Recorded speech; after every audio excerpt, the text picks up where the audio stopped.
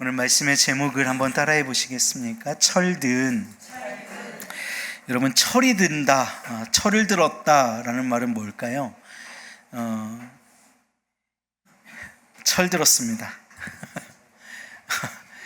이게 철든 것일까요? 우리 헬스장 가면 철 들잖아요. 그렇게 철 드는 것 말고 이 철이 들다라는 말에서 이 철은 계절을 말합니다.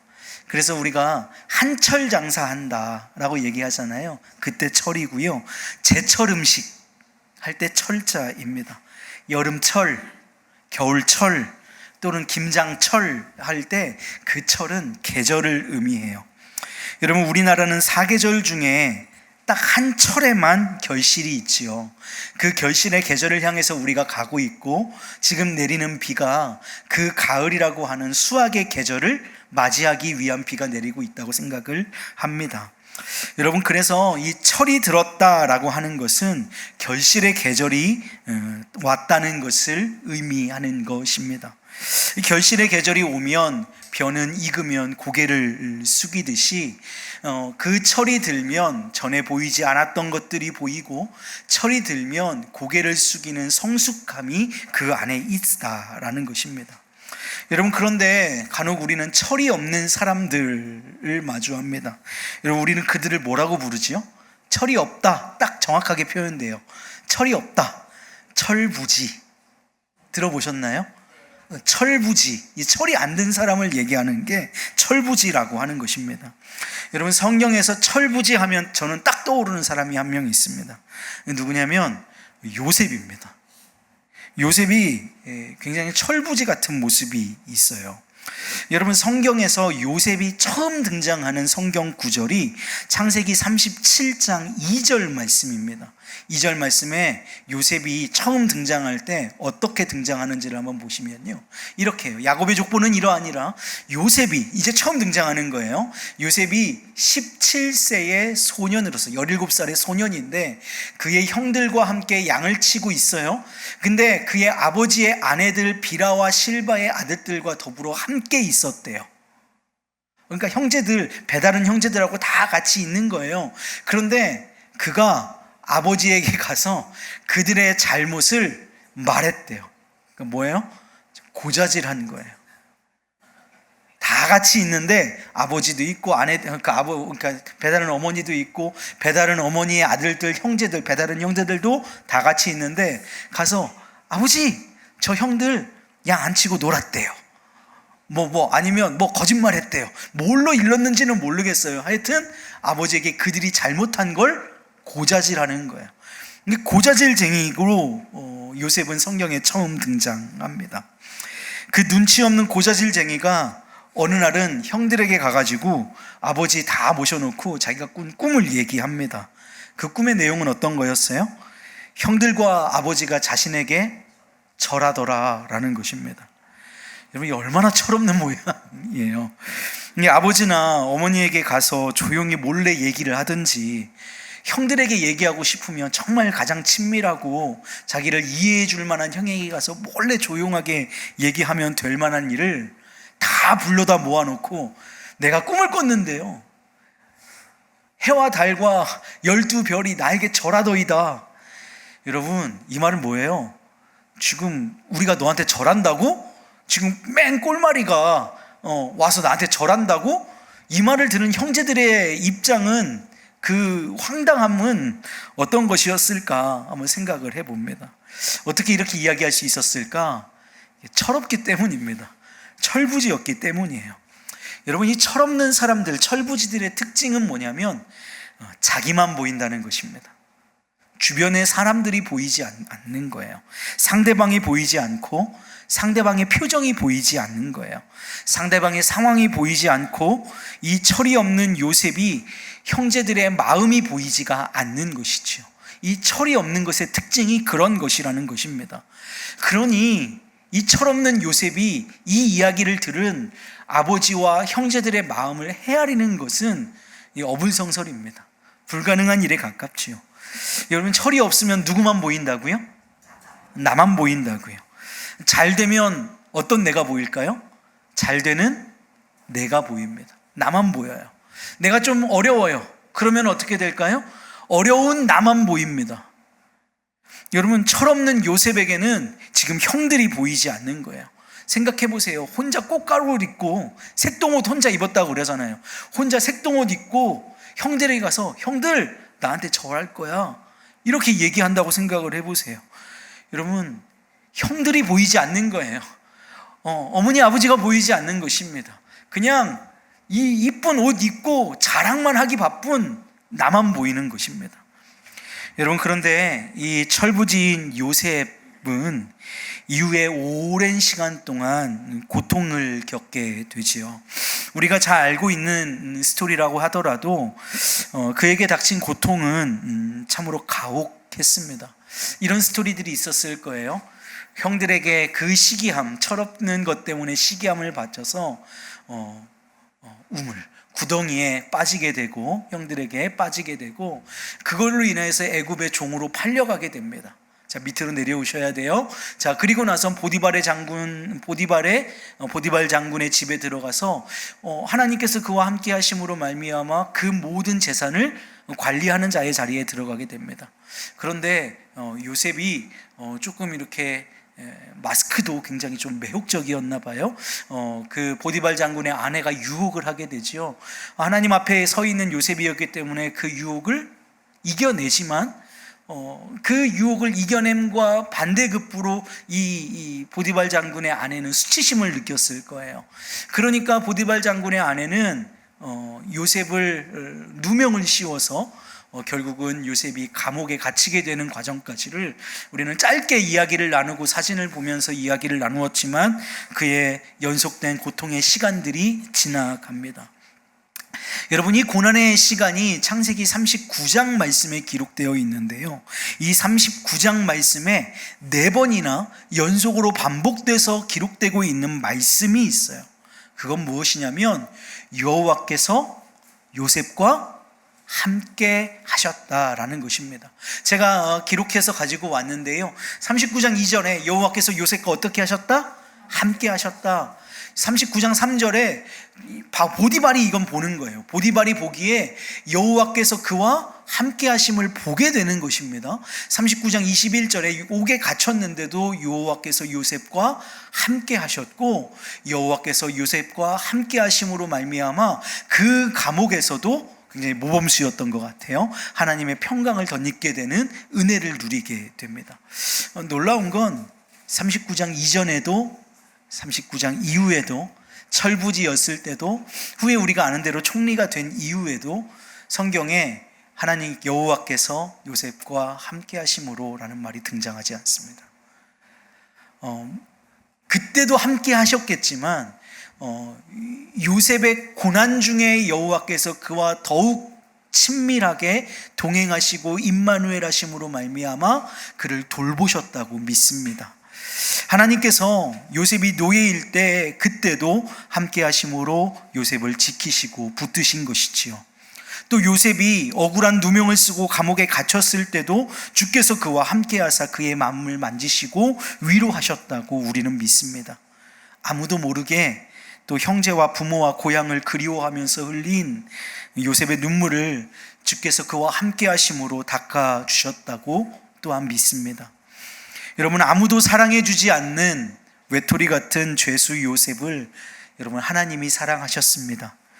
고통과 그 고통 중에 함께 하시는 하나님의 사랑 안에서 여러분 놀라운 일이 벌어지는데요, 그것은 요셉이 철들기 시작한 거예요.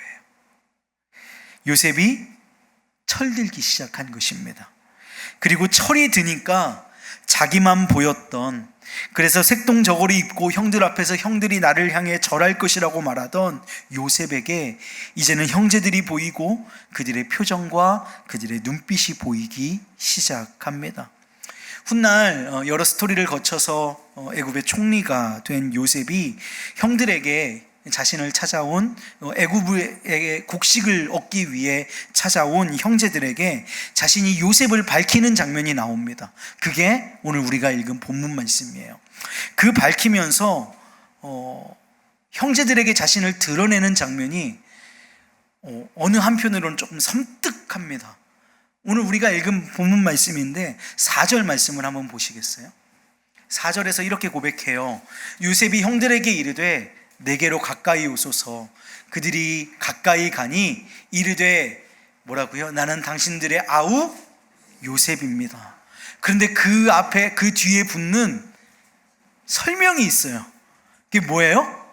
당신들이 애굽의 판사라. 아니, 지금 내 형제가 애굽의 총리 대신이 되어서 모든 이 온 세상의 권세를 잡고 있는 사람이 된 것도 두려운데 그 뒤에 붙는 말이 뭐예요? 당신들이 판 사람입니다. 형제들이요, 당신들이 나를 팔았잖수. 그럼 형제들은 무슨 생각을 했을까요? 죽었구나, 끝났구나, 이제 그 어렸을 때 행한 일을 내가 그대로 보응받는구나, 이런 생각하지 않았겠어요? 제가 갖고 오지는 않았는데요, 성경 있었으면 여러분 3절 말씀 한번 보세요. 3절 말씀 끝에요, 형들이 그 앞에서 뭐래요? 놀랐대요. 여러분, 이 놀람에는 당혹스러움과 절망스러움과 이제 우리는 어떻게 되는 것인가에 대한 똑같이 복수하는 건 아닐까? 우리가 종이 되는 것은 아닐까? 그 모진 고난의 현장이 이제 또 펼쳐지는 것은 아닐까? 하는 생각이 들었을 것 같아요. 여러분, 그러나 요셉은 더 이상 철이 없어서 자신만 보는 요셉이 아니었습니다. 고통 속에 39장, 창세기 39장의 고통 속에 그와 함께 하시는 하나님 4번이나 반복된다고 말씀드렸어요. 39장에만요. 고통 중에 하나님이 함께 하시는 역사로 말미암아 철든 요셉이 되었습니다. 그래서 이 철든 요셉에게는 그 고난의 시절을 겪은 자신이 보이는 것이 아니라, 여러분, 철이 안 들었다면 그 고난의 세월을 겪어온 자신만 보였을 거예요. 그런데 고난 속에 하나님의 사랑이 부어지니까 요셉이 철들었단 말이죠. 철든 요셉이 되고 나니 자신만 보이는 게 아니라 형제들의 안쓰러움이 보이고, 여기까지 인도하신 그 하나님의 섭리와 하나님의 뜻하심을 보게 되더라는 것이에요. 그 형들을 보면서 그가 이 장면 전에 형들임을 알고 그가 감정을 주체하지 못하고 홀로 가서 울고 옵니다. 그리웠을 거예요. 미움보다 그리움이 컸을 거예요. 그리고 그 형들을 바라보면서 그 형들이 곡식을 찾으러 왔잖아요. 그 형들의 모습을 보면서 어떤 감정이 들었을까? 감히 나를 팔아? 복수해야지, 이런 생각보다 자신을 팔고서 아버지에게 피 묻은 자신의 그 색동 저고리를 가져다 주면서 늑대에게 잡아먹힌 아들입니다, 아들의 옷입니다라고 거짓말하고 그 세월 동안 형제를 팔았다는 죄책감에 짓눌려서 살아왔던 형들의 고된 인생길이 그의 눈에 밟혔을 거예요. 더 이상 자기만이 아니라 자기의 형제들이 보이기 시작한 철든 요셉의 모습을 우리가 볼 수 있다는 것이지요. 그러면서 자신의 신앙의 고백이자 형제들을 안심시키기 위한 요셉의 말이 이어 등장합니다. 5절 말씀인데요, 이렇게 고백하죠. 당신들이 나를 이곳에 팔았다고 해서 근심하지 마소서, 한탄하지 마소서. 이 말은 뭐예요? 근심했단 말이에요. 한탄했단 말이에요. 그러니까 오히려 얘기하는 거예요. 근심하지 말고 한탄하지 마십시오. 하나님이 생명을 구원하시려고 나를 당신들보다 먼저 보내신 것입니다. 여러분, 철없던 요셉이 철이 드니까 형제가 보여요. 철없던 요셉이 고난 중에 하나님이 부어주시는 동행하심의 사랑의 표현이 그를 철들게 하니까 형제를 바라보는 눈을 넘어서서 우리를 향하신 하나님의 뜻을 발견하게 되는 은혜가 철든 요셉에게 임한 줄로 믿습니다. 사랑하는 여러분, 우리의 인생 중에 고통만 있으면 어떻게 될까요? 사람이 삐뚤어집니다. 모나져요. 다른 길로 가게 됩니다. 반면 사랑만 있으면 어떻게 될까요? 철들지 않아요. 철부지가 되는 겁니다. 그러나 고통 속에 함께 하시는 하나님의 사랑이 우리를 철들게 하는 줄로 믿습니다. 고통만 있어도 안 돼요. 그런다고 사랑만 있어도 되지 않아요. 고통 속에 임하시는 하나님의 사랑, 그 임마누엘의 역사가 우리의 믿음을, 우리의 신앙을, 우리의 삶을 철들게 한다라는 것입니다. 그러니까 사람이 고통을 많이 겪었다고 철들지 않습니다. 그런다고 사람이 사랑을 많이 받았다고 철들지 않습니다. 고통 중에 임하시는 하나님의 사랑이 부딪힐 때 그 사람은 철들게 되는 것이죠. 마치 창세기 39장은 계속해서 고난의 연속이에요. 오해의 연속이에요. 고통의 연속이에요. 더 밑바닥이 있을까 하는데 더 밑으로 내려가는 그런 장이 창세기 39장이에요. 그런데 그 39장에 뭐라고 고백한다고요? 여호와께서 요셉과 함께 하심으로. 부딪히니까 그 요셉의 인생이 철들게 되는 것이지요. 사랑하는 여러분, 오늘 우리는요, 한번 고백해 보셨으면 좋겠어요. 나는 과연 철든 그리스도인인가? 아니면 철부지 그리스도인인가? 여전히 나만 보이는 그리스도인인가? 아니면 내 옆에 있는 형제의 눈물이 보이는 그리스도인인가?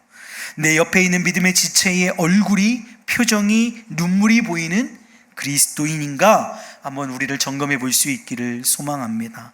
우리의 인생의 고난과 고통과 억울함 속에도 주께서 함께 하심으로 형통하여지는 은혜를 입기를 소망합니다. 그래서 철든 그리스도인이기를 원해요.